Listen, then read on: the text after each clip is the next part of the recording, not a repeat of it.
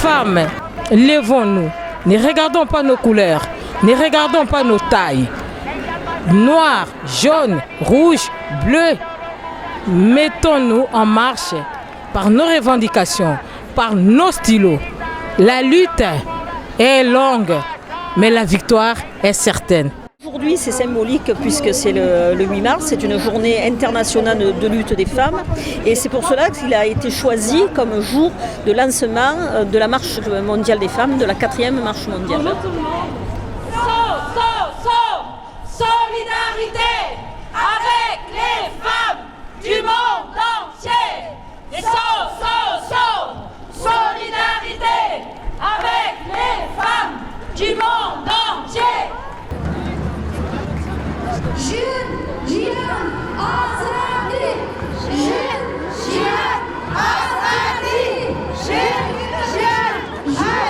Avec la résistance, avec la résistance féminine, avec la liberté des femmes, on sait que le monde va se développer. On est là pour soutenir toutes les associations féminines et aussi on voudrait être présent pour dire qu'on est là avec vous. Les femmes kurdes, on est là avec vous. Le Forum des femmes contre les intégristes de Marseille est une de nos étapes importantes avant de partir bientôt au Portugal. Donc nous avons eu Paris, Nantes, Marseille et bientôt le Portugal. C'est important, je pense que tout le monde sait que c'est très important en France et dans l'Europe entière, cette montée des extrémistes, aussi bien religieux que politiques. Et il est important que les femmes donnent leur avis là-dessus, leurs commentaires et que faire nous en tant que féministes pour arrêter cette montée. L'extrémisme religieux étouffe la voix des femmes et il y a une surenchère, comme c'est un pays où il y a plusieurs confessions, donc il y a une surenchère religieuse parmi les extrêmes et ce qui fait qu'on n'arrive plus à rien. Et malgré tout cela, et grâce à des tribunes comme celle de la Marche mondiale des femmes qui regroupe justement des femmes de toute l'Europe et du Moyen-Orient, donc on a une tribune où on peut faire entendre notre voix, dire ce que la situation dans laquelle on est et être solidaire des autres comme les autres peuvent être solidaires de nous et faire porter notre voix, c'est ça le plus important actuellement. Et je suppose que la Marche mondiale des femmes est un support excellent pour faire porter nos voix. Moi personnellement, je pense que les changements, surtout dans les pays du Moyen-Orient, ne se feront que par les femmes. Merci beaucoup. Maintenant, au nom de la lutte contre le djihadisme, tout est permis. Ça veut dire que toutes les formes de l'islamisme passent et ça devient même conseillé. En Europe, c'est la même chose. Ça veut dire qu'en fait, dans les quartiers, il y a des alliances avec les islamistes qui ne sont pas djihadistes, mais sur le dos des femmes. De toute façon, sur le dos des droits des femmes. Donc ça, c'est une piste à travailler de manière très, très importante. Et là, à mon avis, si on ne regarde pas la complexité du sujet, on va perdre, puisque les activités de Daesh, comme ils sont très très effrayants, comme ils sont très sanglantes, ça devient spectaculaire. Et ce spectacle cache le tableau politique général. On nous dit, bon, on a fait des progrès. Les femmes algériennes, elles sont majoritaires dans les universités, elles sont majoritaires aussi dans la misère, dans la régression, on a du mal à prendre la parole en tant que femme. On nous met en face de nos monstres, de ceux qui nous ont égorgés, violés. Il faut qu'on les convainque aujourd'hui que nous sommes des citoyennes à part entière. Le code de la famille, il est toujours d'actualité en Algérie.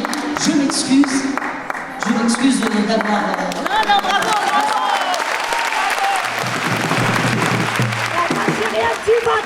Tu vas dire non à l'injustice, à la misère, c'est ce vraiment épanoui. Tu diras oui, je viens marcher la liberté. Le plus important, c'est de sauver plus des femmes, des enfants qui sont dans les mains de Daesh, par exemple. C'est ce qui est en actualité en plus.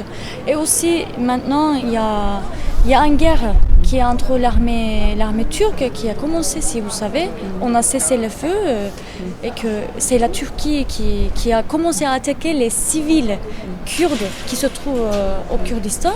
Notre armée réagit sur ce coup-là. C'est le plus important. Je suis Fabiola Viana, je fais partie de la Marche mondiale des femmes du Brésil et je viens d'arriver en France.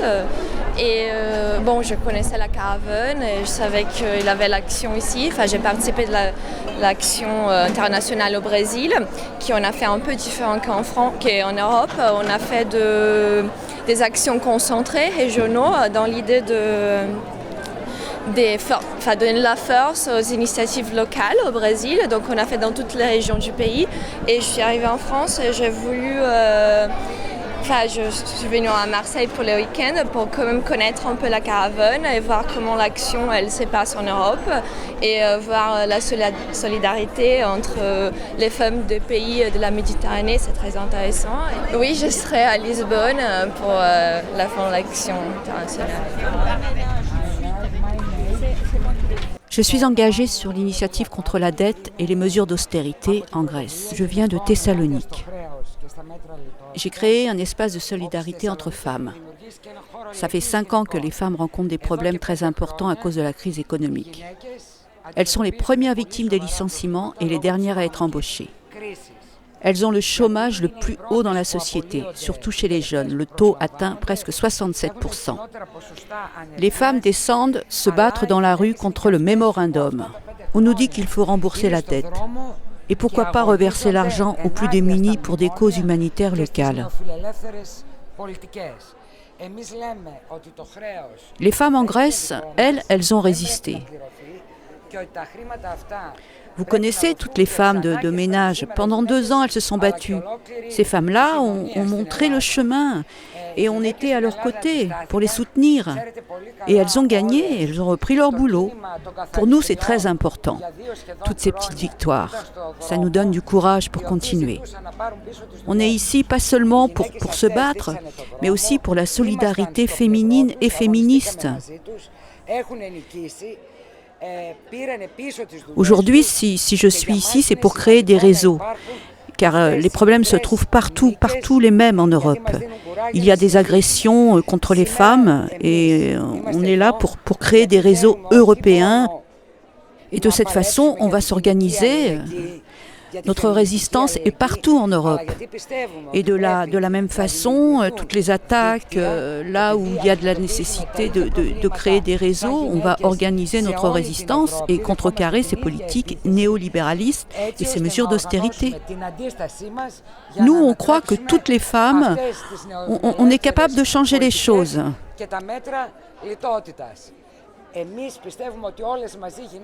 Il suffit de se battre et on va gagner. Le capitalisme à genoux, les femmes debout. Le capitalisme à genoux, les femmes debout. Le capitalisme à genoux, les femmes debout. Le capitalisme. L'interruption volontaire de la grossesse par la femme a fait un pas en arrière. Soudainement, sans qu'on attendait, le Parlement a rouvert cette question le dernier jour de fonctionnement du Parlement parce qu'il y a eu une initiative législative citoyenne du droit à naître qui a déclenché tout un processus et la majorité maintenant au Portugal de centre-droite a fait 2 lois qui en pratique disent aux femmes qu'elles n'ont pas le droit de choisir par eux-mêmes. Donc, ce qui se passe, c'est que maintenant, il y a 4 consultations obligatoires pour les femmes pendant une période de 4 semaines. C'est-à-dire que ça va retarder tout le processus. Il y avait déjà, avec l'antérieure loi, une consultation naturellement obligatoire, mais maintenant, il y a 3 d'autres.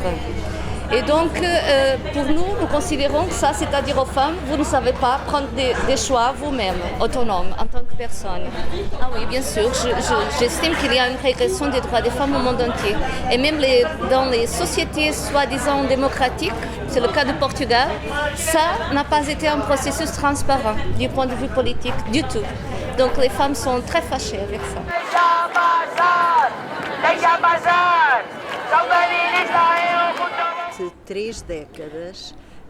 Durant ces 30 années, les féministes ont lutté pour l'avortement au Portugal. Notre expérience en tant qu'association féministe durant ces 30 années de lutte nous a démontré qu'on ne peut pas faire confiance. Por isso, vamos apresentar, quando da abertura do Parlamento, donc, nous allons présenter lors de l'ouverture des sessions parlementaires une lettre ouverte aux députés pour que cette question soit débattue au Parlement.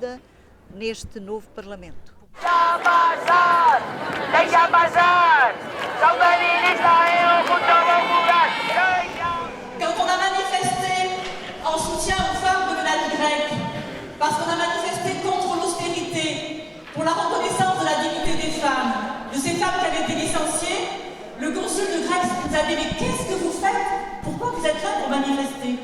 Parce que notre solidarité est internationale. Ce qui se passe en Grèce, pour nous, était exemplaire.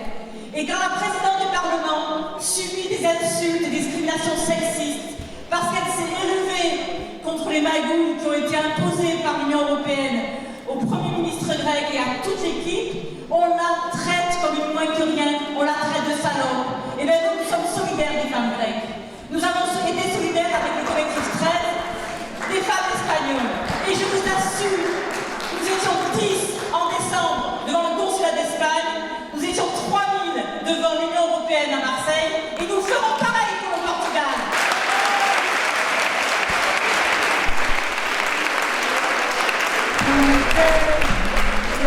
Le grand nous femmes esclaves et brisant nos entraves, debout, debout, debout. Reconnaissons-nous les femmes, parlons-nous, regardons-nous. Ensemble nous encrivent les femmes. Ensemble, révoltons-nous. Le vent nous fait esclaves et brisons nos entraves. Debout, debout.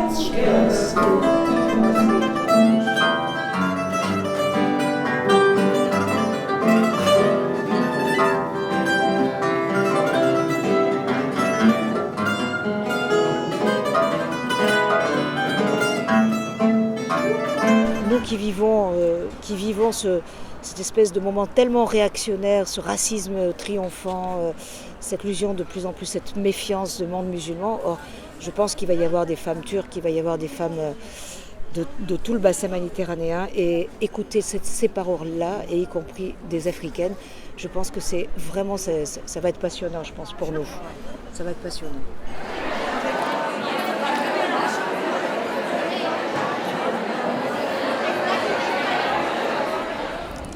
Je souhaiterais que les femmes, nous puissions nous liguer afin de lutter pour qu'on accorde les statuts de réfugiés, soit les parties de séjour comme migrantes aux femmes qui quittent leur pays, afin d'éviter les dégâts. Parce que, par exemple, chez nous en Afrique, tout ce qui se passe chez nous, qui ignore qu'en Afrique, il n'y a pas la liberté d'expression?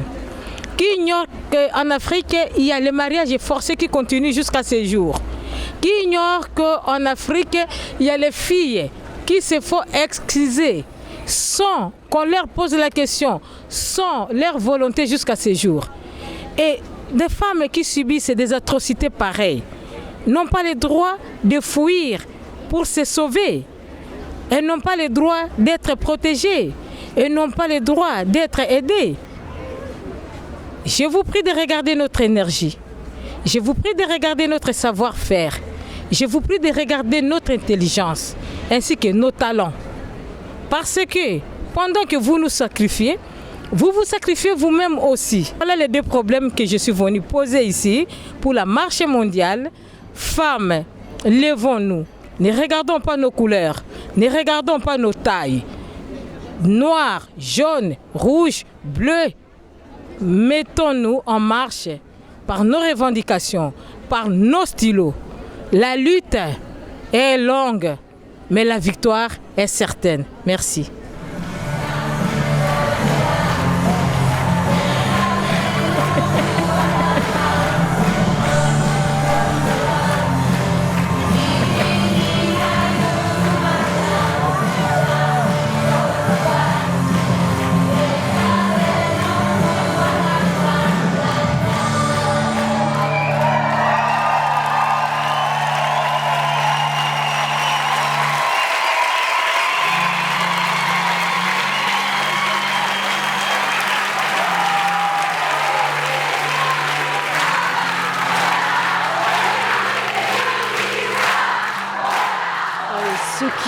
Ce qui là, à ce moment précis, prédomine pour moi, c'est une espèce de douce euphorie, parce que le climat est bienveillant, le climat est jeune, le climat est plutôt positif. Je ne sais pas, c'est dans cette université où c'est un joyeux brouhaha, une petite panique assez sympathique, mais la qualité des intervenants, la facilité des échanges et le sourire des femmes, je trouve que finalement c'est une magnifique expérience d'être là et j'en suis vraiment très très heureuse.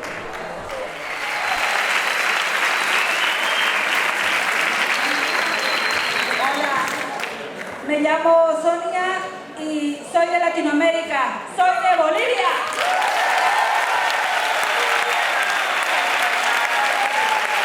Y quiero decirle que Latinoamérica también está presente como mujeres de Colombia, de Venezuela, de Ecuador.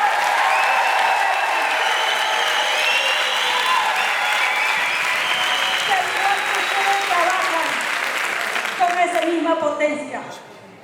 No somos ni sumisas ni silenciosas. Cuando peleamos, peleamos como leonas, igual que nosotros.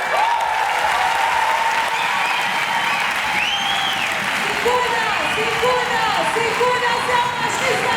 América Latina va a ser toda feminista. Sicuna, sea machista. América Latina va a ser toda feminista.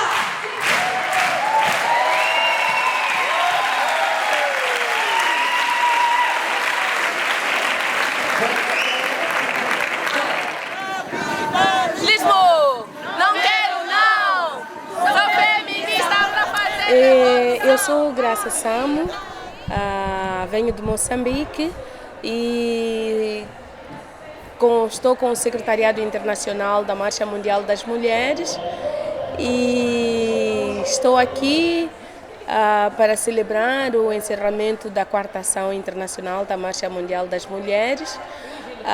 Estamos juntos e a voz que eu trago é que as mulheres estão cansadas da guerra, estão cansadas da ocupação dos seus territórios pelas multinacionais, pelos grupos armados, pelo fundamentalismo religioso, pelo fundamentalismo que traz também terrorismo, e hoje está plantado um medo muito grande a nível das comunidades e na vida das mulheres de uma maneira geral. Então, a 4ª Ação Internacional é uma forma da gente reafirmar as nossas lutas contra todas essas formas de opressão patriarcal e capitalista. Nós estivemos no Quênia e tivemos 14 países que estiveram lá presentes. Alguns desses países foram pela estrada para poderem se juntar no Quênia. A forma como a nossa marcha de encerramento da ação no Quênia se apresentou na estrada foi também uma demonstração de que as mulheres saíram das suas gavetas, saíram do seu espaço privado de casa para estar na rua. Nós tivemos uma intervenção militar para tentar impedir as mulheres de ocupar o espaço público, mas as mulheres resistiram e confrontaram a polícia. Foram batidas, foram empurradas, foram violentadas, mas elas, sim.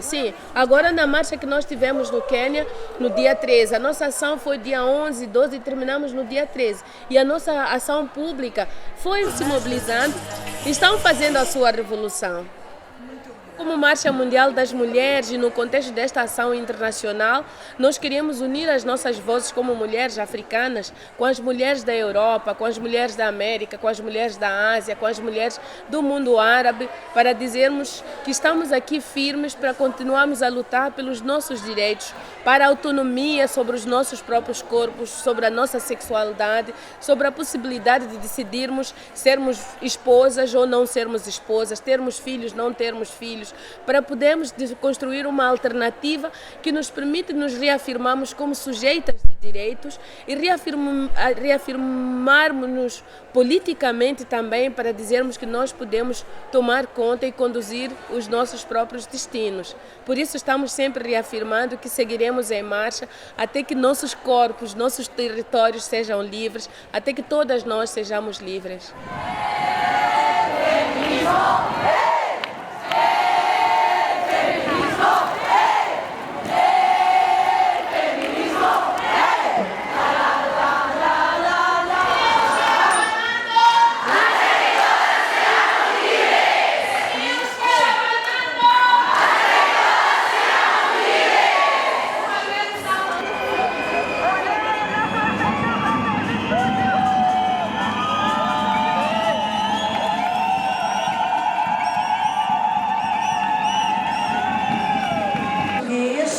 Espero que tenha tradução e queria, de certo modo, em nome das mulheres portuguesas aqui presentes, agradecer esta enorme manifestação de solidariedade feminista que representa toda esta sala.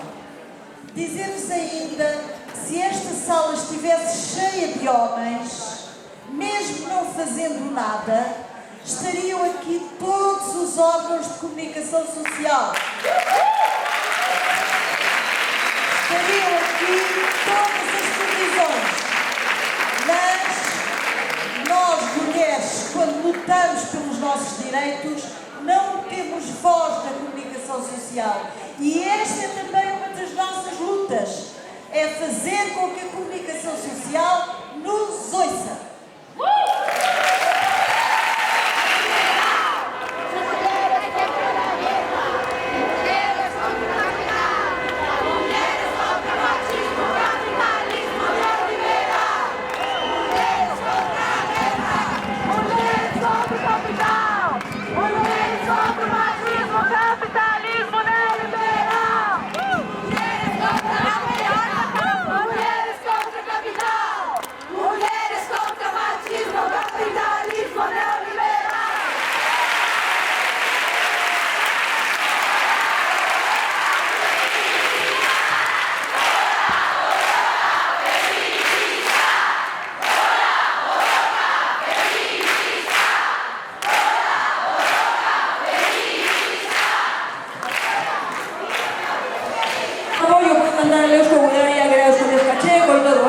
De allí, soy de Palencia, de Castilla, pero bueno, no importa, soy ciudadana del mundo y mis tetas son ultravioletas.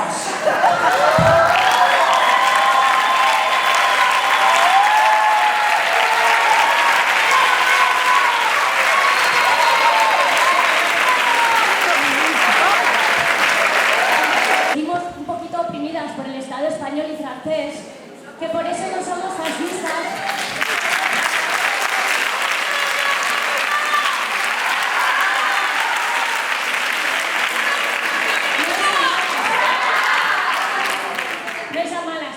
Explicar esto más despacio. Así. ¿Lo del fascismo ya os ha quedado claro? Pues queríamos compartir que la Marcha Mundial en Euskal Herria ha sido un activador de la lucha feminista. Si ya estábamos unidas y fuertes, esto nos ha reunido y nos ha reforzado. hemos parado por 27 pueblos, ha habido un trabajo impresionante y queríamos compartir aquí la estrategia, que bueno, que simplemente deciros que para nosotras la alianza con el movimiento feminista, con los movimientos trans, de lesbianas, diversidad funcional, descolonialismo o antirracismo son fundamentales.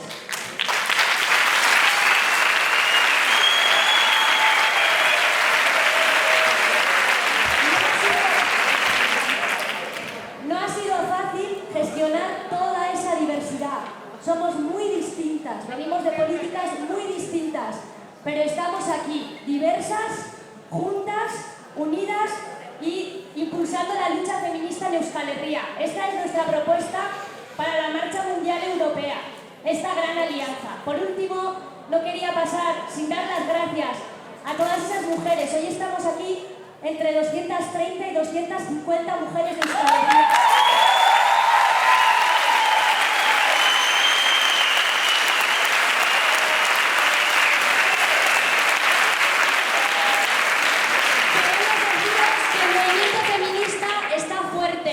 Que celebremos en marcha hasta que todas seamos libres. Marcha jarraituko dugu denak aske izan arte eta gora borroka feminista.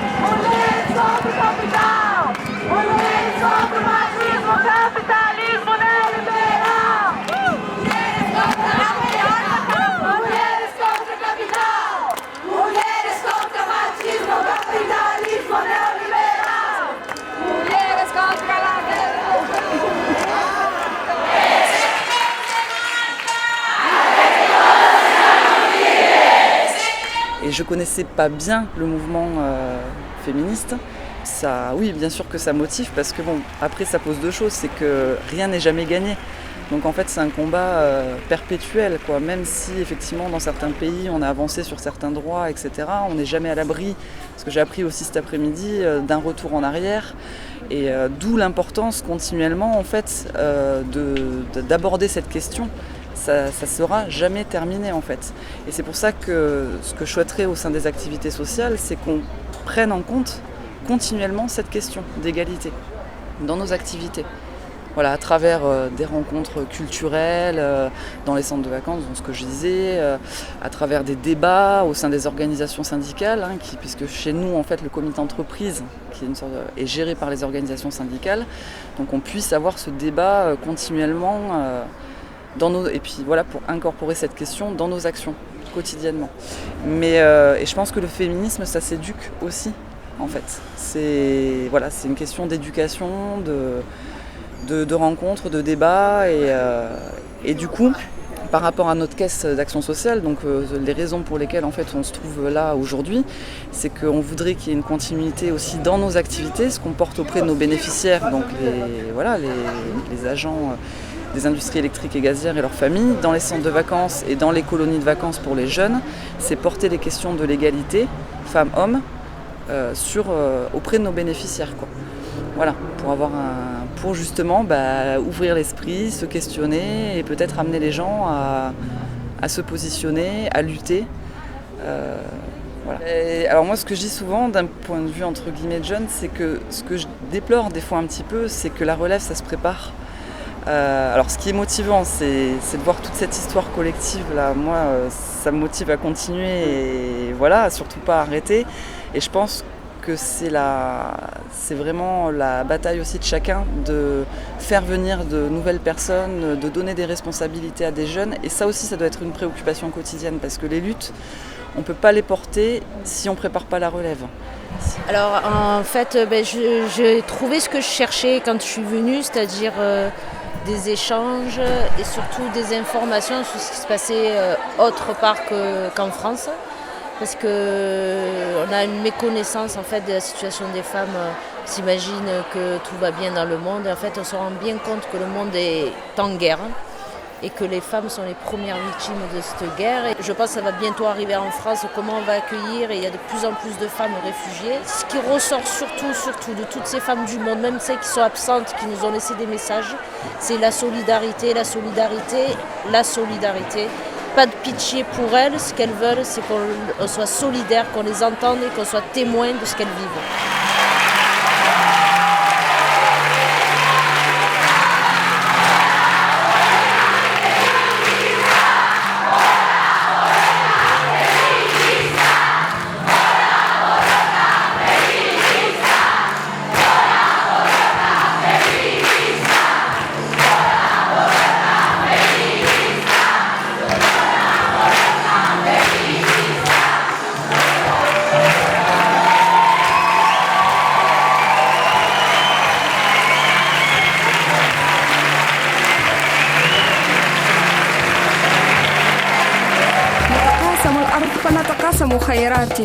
Nous marchons de mille raisons de marcher.